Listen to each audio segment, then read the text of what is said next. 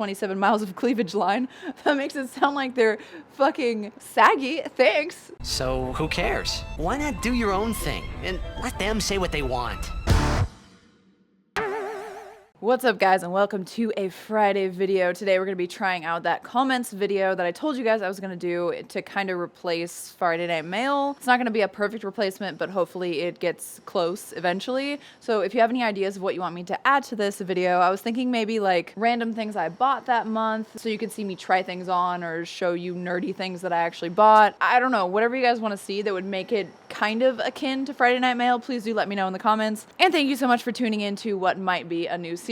These are 4, because I want to go a little bit more in depth in some of them, comments that I wanted to address from the last month or 2 or 3 of my videos. But first, I wanted to tell you guys a little bit about some updates since my last Friday video, which was entitled I Am Stressed. I will put it right here on the screen and down in the description and in the cards and stuff if you want to watch that. Also, this is quite possibly the worst time ever to film a video. The sun is beating down on me, so I'm like kind of trying to lean in and turn toward the camera. There's some insane construction city noise going on, a lot of major drilling, which is actually a company that I keep seeing every time I drive up to Bryan Head to snowboard, and they're hiring. I could always be down for a major drilling. But anyway, there's like jackhammering going on, so I have this very close to my mouth and I've turned it down a little bit, and hopefully you are not distracted by it. Hopefully now that I've mentioned it, you're not now distracted by it. But anyway, last night I had this set up all perfect. It was dark, everything was nice, there was ambiance, the lighting was perfect, and then of course my wonderful boyfriend decided to text me, "Where are you, sad face?" because he forgot to tell me that he was on his way home, which I asked him to do because I told him I'm working at the condo this week and not at the house. So I didn't want to make his hungry fat ass an hour and a half or 2 hours late for dinner, so I decided to just film it today and hopefully get it uploaded. Anyway, what I wanted to address from last week's video was the plethora of comments talking about how I'm spoiled and I'm so entitled and just, what's the word that the SJWs always use? Like, I'm privileged, so there's no way that I could be stressed or my stress doesn't matter, which is like so insane when you think about it logically. I know when you first hear it viscerally, you're like, oh my God, these people are in a better standing of life than I am and have so much more money or time or whatever. Not saying that I do, but that's kind of the perception of a lot of people. So how could they even talk about their stresses? And actually, not that anyone who said that even watched the video. They just saw that the title was I Am Stressed and got stressed because I was stressed because they're more stressed than me and there's some kind of competition. But I want to refute this with logic and evidence because, you know, I like to do that kind of thing and I think it's kind of funny. We are by nature very adaptable people. So what you feel as stress, your subjective feeling of stress as it manifests when something bad happens to you, is extremely relative to your baseline. So let's say your baseline is being a blue-collar worker, you don't have that much money, but you're providing for your family, it's whatever. You're gonna feel the same when you, let's say, lose your job as someone who makes 6 to 7 figures is gonna feel when they have a proportional inconvenience, because your baseline is your 0, it's your okay, and we adapt to that. Thankfully, we're adaptable. We're not just gonna like die if something bad happens to us or if there's different levels of strife in the world. So the way I actually feel being such a privileged woman who's on YouTube, when my YouTube gets demonetized, when I have a bunch of weird little health issues, when I feel like every single day I'm gonna wake up and have some problem that's gonna like hinder me from being happy. And I'm not saying that your stress isn't valid, I'm just saying mine is too. Also, why would you click on a video called I Am Stressed if you don't want to hear about how I'm stressed? My channel is often basically just a video diary, and if you don't feel like you're gonna relate or you feel like you're gonna get triggered at a video, just don't click on it. Anyway, let's go ahead and jump into these fun comments, because quantifying stresses and trying to get people on board with I make more money than you but I could be sadder than you or the same sad as you is probably not the best use of our time here. Fareed asks, as a woman, do you think most women are bisexual? I think most people at some point in their lives, if it was in a vacuum, would have the thought, what's so bad about doing this thing with this other type of person? Am I missing something? Or maybe finding the same sex that you're not usually attracted to attractive in maybe a non-sexual way. I think society puts a nice little positive connotation around female bisexuality or being a lesbian or whatever. It's not gross, it's not gay, it's not any of that stuff. You're not gonna get bullied for it. In fact, guys seek it out because they would love to have a girl who would be down for threesomes or who looks at other girls with them and stuff. So it's actually looked upon positively, and And that's probably why, alongside the fact that women are more emotional, so maybe they have an emotional connection and can have sex because of an emotional connection, that a lot more women are bisexual than men. That's my personal opinion. It's not rooted in any crazy science, but I do think there would be a markedly higher percentage of men who have at least dabbled in man-on-man fun if it wasn't so societally black and white. It's like, okay, now you're gay. And even me, as a heterosexual, bisexual woman, would be pretty turned off if my boyfriend had done anything with guys. It's just like I wouldn't date a bisexual guy. Definitely be friends with them. I would even fuck bisexual guys, but I wouldn't have my visage of what my king should be a bisexual guy or a guy who has dabbled in the bisexuality or the gayness. So by the way, my phone case is so cool. Look at that shit. Oh yeah. Call me. Call me. Ah. Oh, by the way, I did end up getting that dental surgery. It was basically nothing. The guy was really, really good. And even though it says that I can't eat certain things like rice, I can't have things like steak that are super chewy, I just kind of eat on the other side and I'm careful and I don't have like super hard protein bars or anything. If you want to stay to the end to actually see what it looks like, I will zoom in and give you a little look. It doesn't really look like anything, but you can see that there's like stitches and stuff over here. It seems to be healing nicely. I think it's finally getting some blood flow because it's a little pink now. And basically all I had to do was do antibiotics and some steroids and stuff, so it's fine. IFIA. Let's go, IFIA. Says, I wish I knew what the equivalent male features were to elicit this sort of reaction. I swear, as a guy, it feels like nobody is ever paying attention. Even friends of mine who are very handsome, the effort they have to put into to get noticed is immense. A girl throws on tight clothes and bam, everyone else is looking. So anytime a man or a woman feels like they're being cheated or things aren't fair or things aren't equitable in the gender sphere or whatever, I always like to harken back to the idea that you're within your own self. So it's really hard for you to see other people's perspectives and be fair with what's actually going on. I think pretty much everything, let me open this a little bit more. I think pretty much everything there is fair as it's going to be. Women might get a lot of attention physically or sexually, but women are not as sexual, so we don't really want that. Well, I do.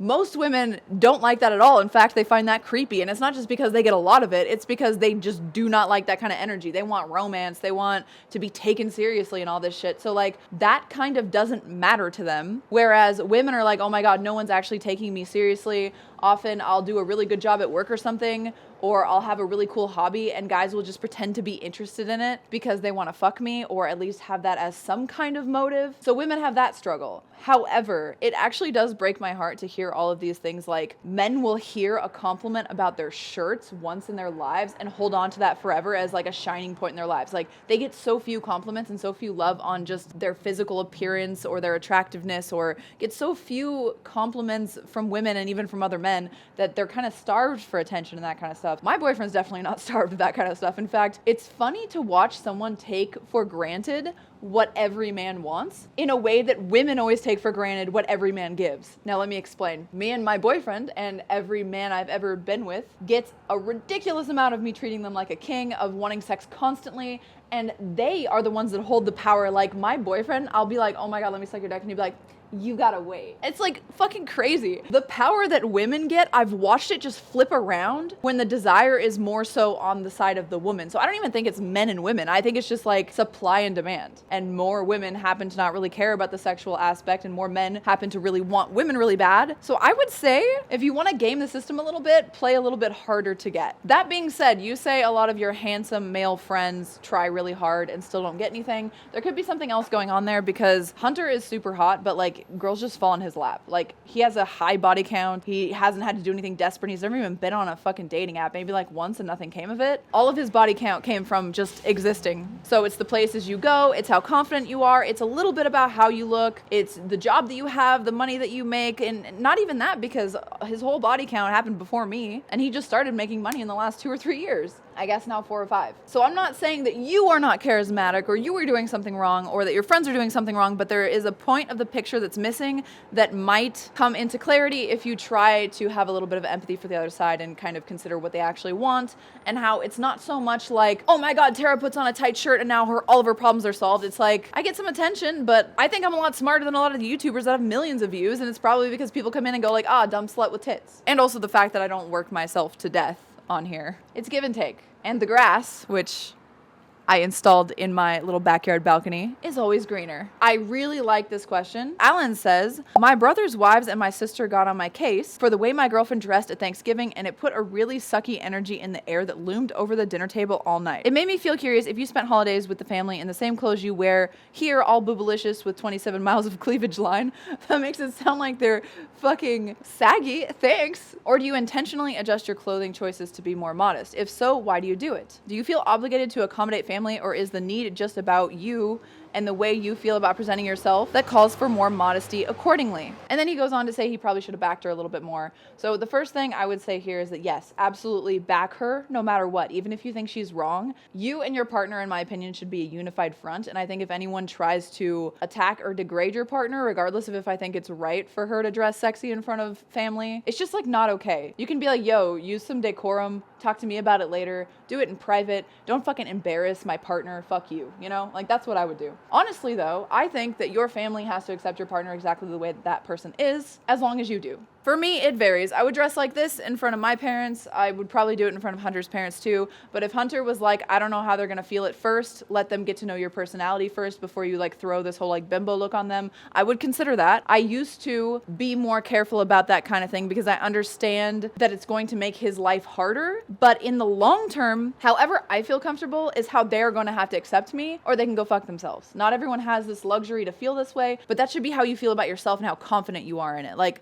obviously, you don't want to like go to jail or have some kind of like religious problems or lose your partner, but like your partner should be like, yes, I love you the way that you are. How you dress doesn't matter. And they should agree with you if the family does not feel that way. I don't think it should ever be like, I'm attacking my partner with my family because I have some family trauma where like blood is thicker than water or whatever. Like, no, you're making a life with this person. This person is supposed to be your best friend and your partner. And if your parents are acting irrationally or unfairly to your girlfriend literally just feeling good about herself, not literally doing anything like illegal or showing titties to children or something, like, I don't mean like this. This is, children can see this, it's fine. But like literally being naked or being too drunk or being belligerent or being disrespectful, if your family finds someone's style of dress disrespectful, then the bare minimum should be that you're like, I am so sorry you have to do this. I do not agree with him. I'm on your side. But let's just not stir the pot. And there's a spectrum of that which you guys should decide together as a unified front. That's my opinion. What do you guys think in the comments? I'm actually interested to hear what you guys think about this one. Next comes from Jada Alicia. Hey Tara, I have a question. What have your experiences been like in real life when you would share your deepest, maybe darkest, most unpopular opinions with normal people, normies? Let's say from childhood until now. What were some of the reactions and how did you deal with them?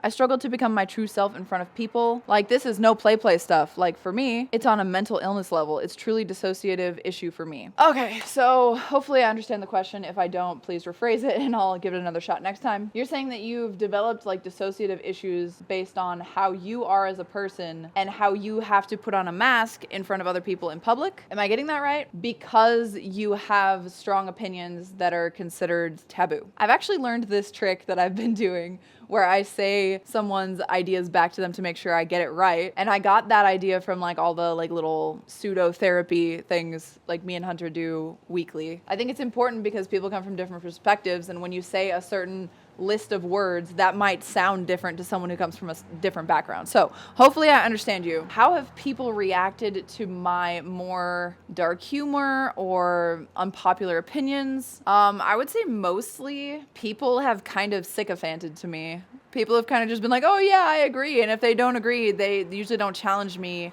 They just get offended, which is it's very rare for me to be in public or in person with someone and they actually get offended at something that I say. And I think it's mostly because of how confident I am in what I say. People are kind of afraid to do that. I think a lot of people will probably judge me for the things that I say or the jokes that I make, but nobody really brings it up as an issue. And I found a lot of friends through it who could or could not be semi-fake, just trying to get in my favor because they're like, ooh, the cool, confident girl. Especially in middle school and high school, I had a lot of people, girls especially, who would become my like sidekicks, and they would just like echo everything that I say and want to be around me, and like that. It was always just a thing, but then they would like talk shit behind my back. It's one of the reasons why I just don't like the dynamic of women. It's so hard to sift through that bullshit, and there always is some level of that bullshit. in all female relationships, which I'm just like not interested in. It's just like not my thing. I usually encounter people who are either really good at talking about that philosophical type stuff, so they're not going to take offense. They're just going to like push back on me, which is very, very rare. And I wish there was more of it, but it doesn't happen that often. And I won't just like throw my shit onto people. Like I might make a joke that I don't know if everyone's ready for,